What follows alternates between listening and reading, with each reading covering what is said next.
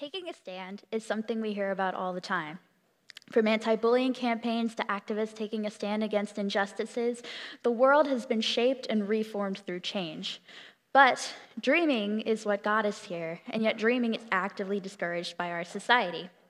From smartphones to indoor plumbing, the world has been created because someone dreamed that we could have better.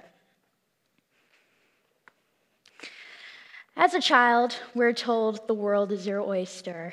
We wanted to be astronauts. And then as soon as we hit high school, it's, the world is tough, set your sights lower, go for physicist.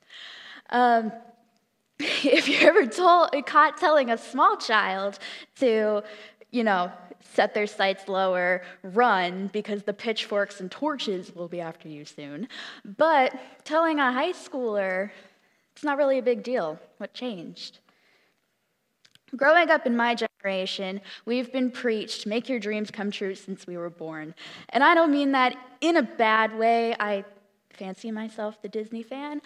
But what else was I supposed to grow up thinking? I knew the lyrics to A Dream is a Wish Your Heart Makes before I knew what any of those words individually meant. Walt Disney had his own fairy tale. He packed up in 1920 and moved to California to start a production company after failures at home. He went through having characters stolen from him, going bankrupt, lacking a consistent audience, etc., and finally had his big break with a character we all know, Mickey Mouse, in 1928.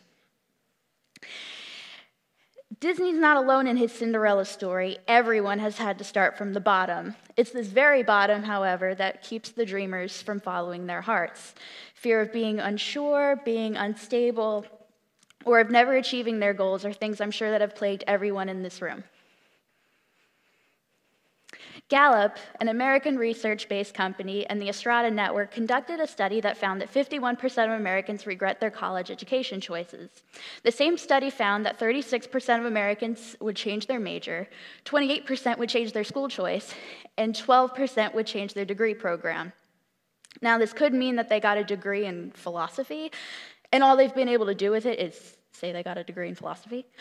But commentary has shown that outside sources have had an influence in their choices.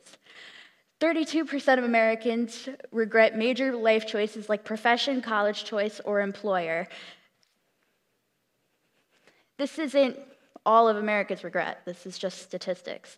Starting a business, making more out of life than they have, traveling the world, etc., things that plague many adults of the world. Shouldn't a person try to avoid this as much as possible? But this isn't a talk about regret. So how does this circle back to dreaming? Dreaming isn't a demand, it's a question. It's a question of your own strength, it's a question of what you can control, and a question of what makes sense to you. Think back to the first person to cook an egg or to ride a horse. That didn't make sense, but it's been done. I have literal diagnosed anxiety, and here I am making a speech. It doesn't make sense, but here we are. Exactly. But here we are. So why do we actively encourage dreaming big? Nothing has ever really been accomplished by someone who has thought inside the box. Ralph Waldo Emerson once said, "The only person you are destined to become is the person you decide to be." So might I be the one to force some Disney fluff on you today? In quoting Cinderella, they can't order me to stop dreaming. When we allow small thinking, when we allow pride and fear to intervene with our dreams, we are allowing ourselves to fall short of our potential. Thank you.